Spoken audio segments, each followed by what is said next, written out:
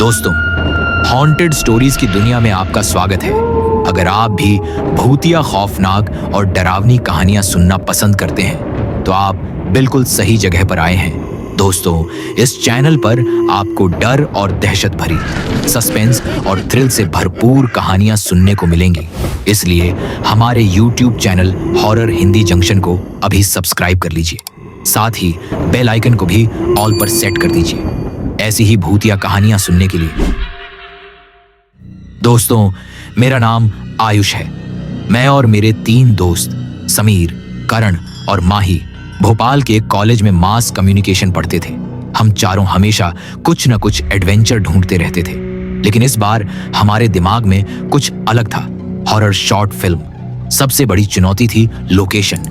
हमें ऐसी जगह चाहिए थी जो सिर्फ कैमरे के लिए डरावनी न दिखे, बल्कि असल में असली डर का एहसास दे। कैंटीन में बैठे हुए हम चारों अपनी कॉफी और समोसे खा रहे थे। माही ने अचानक गंभीर होकर कहा, तुमने पुराने शांति टॉकीज के बारे में सुना है ना? सीहोर हाईवे से थोड़ा अंदर। लोग कहते हैं कि रात में वहां चीखें और रोने की आवाजें आती हैं। वीरान और सुनसान जगह है, किसी को अकेले नहीं जाना चाहिए। समीर तुरंत हंस पड़ा। हाँ, वही जहां लोग कहते हैं कि जो अंदर जाता है लौट कर नहीं आता। हाँ, चलो वहां चलते हैं। परफेक्ट लोकेशन है। कैमरे के लिए सच में डरावनी जगह चाहिए। मैंने थोड़ी हिचकिचाहट जताई। भाई, ये जगह सच में डरावनी है और सुनने में तो लगता है जैसे रात में कोई बाहर निकलते ही छोटी बच्ची की लोरी और हंसी सुनाई देती है। फिर भी हम सब जाएंगे। करण ने अपनी बोतल उठाते हुए हंसते हुए कहा, आयुष, डर तो बाद में, पहले लोकेशन पकड़नी है, सोचना बाद में। अब शॉर्ट फिल्म की शूटिंग शुरू करनी है। भूत प्रेत देखकर ही तो एड्रेनालिन आएगा। माही ने मुझे टोका, आयुष, डरना मत, पर हाँ, मैं सच में थोड़ा घबरा रही हूं। अगर कोई आवाज आई तो तुम लोग मुझे संभालना। मैं अकेले नहीं जाऊंगी। समीर ने फिल्म मेकर की तरह कैमरा उठाते हुए कहा, देखो, डरावनी जगह मिलने वाली है। ये लोकेशन हमारा वीडियो सोशल मीडिया पर धमाल मचा देगी। बस रात को पैक होके चलते हैं। रात के 10 बजे तक पहुंचना होगा, तभी अंधेरा और धुंध दोनों मिलकर असल डर पैदा करेंगे। हमने सब कुछ प्लान कर लिया। रात 10 बजे कॉलेज से निकलेंगे। फिल्म के लिए लाइट, कैमरा और बैकअप टॉर्च ले जाएंगे। अगर कोई अजीब बात हुई तो फोन हमेशा चार्ज रहेगा। उस दिन शाम भर मेरा मन बेचैन रहा। सोच रहा था, क्या सच में वहां कुछ होगा या सिर्फ डर का मजाक है? लेकिन एक बात तय थी, अगली रात हम चारों के लिए यादगार और डरावनी होने वाली थी। शाम ढलते ही हम शांति टॉकीज पहुंचे। बाहर से ही जगह डरावनी लग रही थी। टूटी फूटी दीवारें, जंग लगे गेट, बोर्ड पर मिटे अक्षर, शांति टॉकीज 1985। चारों तरफ घास उगाई थी और पगडंडियों पर कूड़ा पड़ा हुआ था। जैसे ही हमने कदम अंदर रखा, पहली चीज जो महसूस हुई वह थी अजीब सी ठंडी हवा जो सीधे हड्डियों तक उतर रही थी। तभी पीछे का दरवाजा जोर से झटका मारकर धड़ाम बंद हो गया। हमारे पैर पांव ठिठक गए। माही चीखी, आयुष, ये तो बंद हो गया।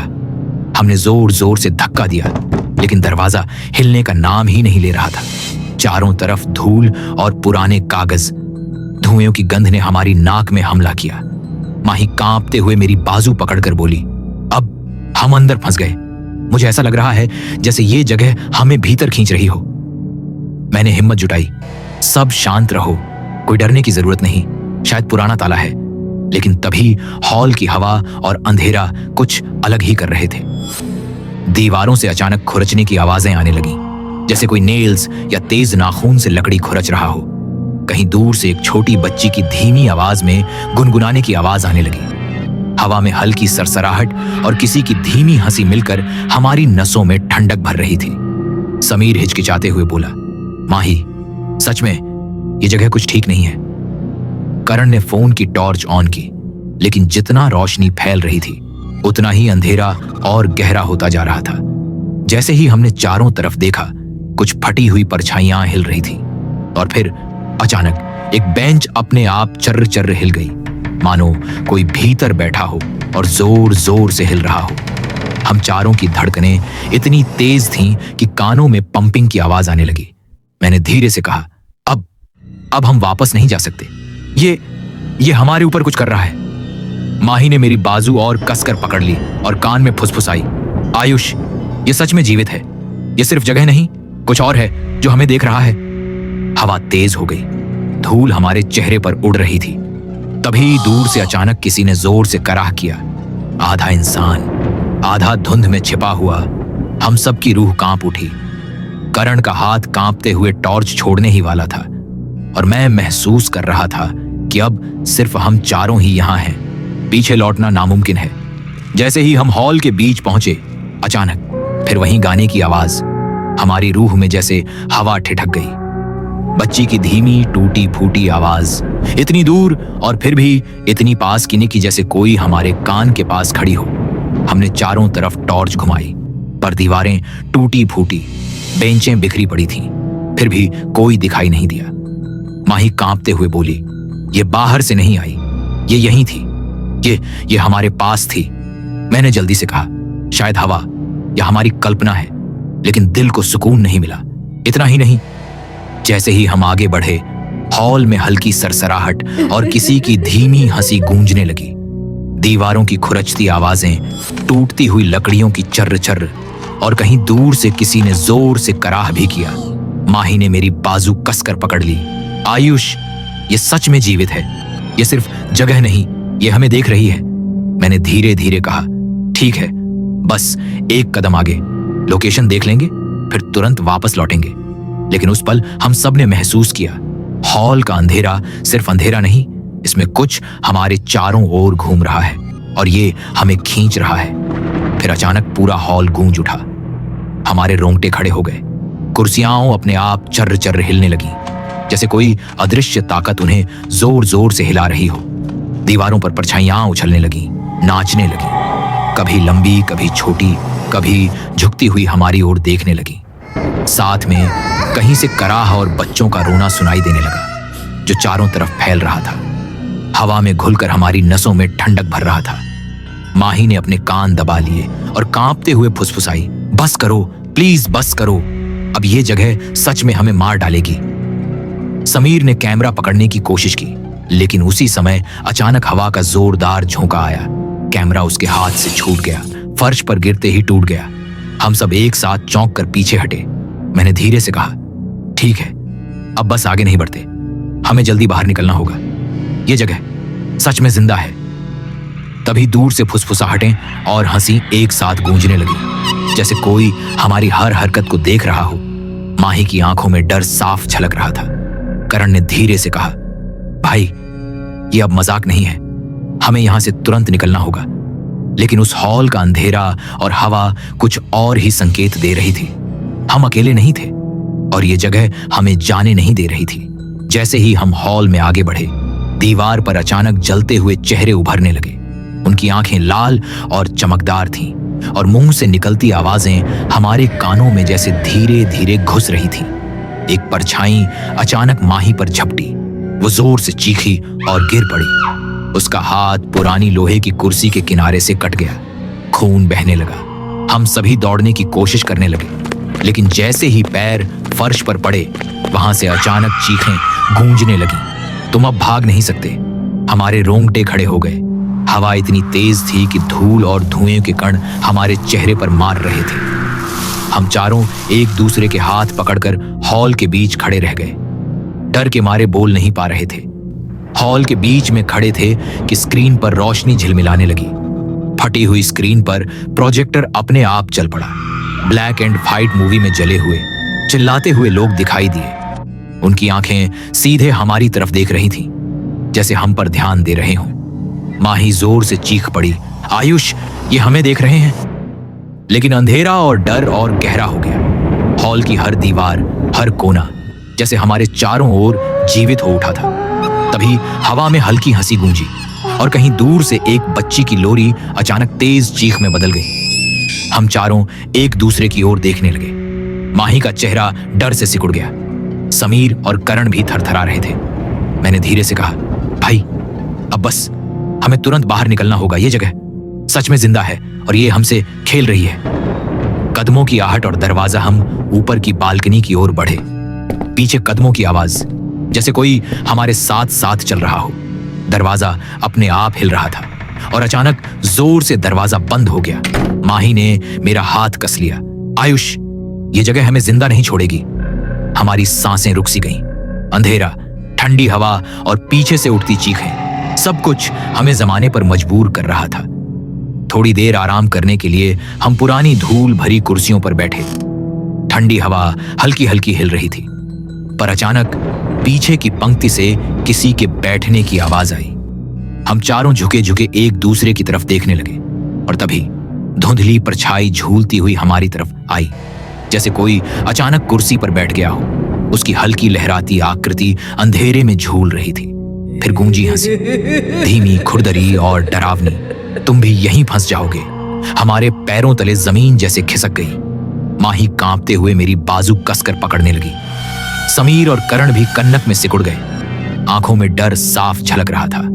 हॉल की हवा अचानक और ठंडी हो गई। हर ध्वनि तेज, हर परछाई गहरी लग रही थी, जैसे ये जगह हमारी रूह को अपनी पकड़ में लेने लगी हो।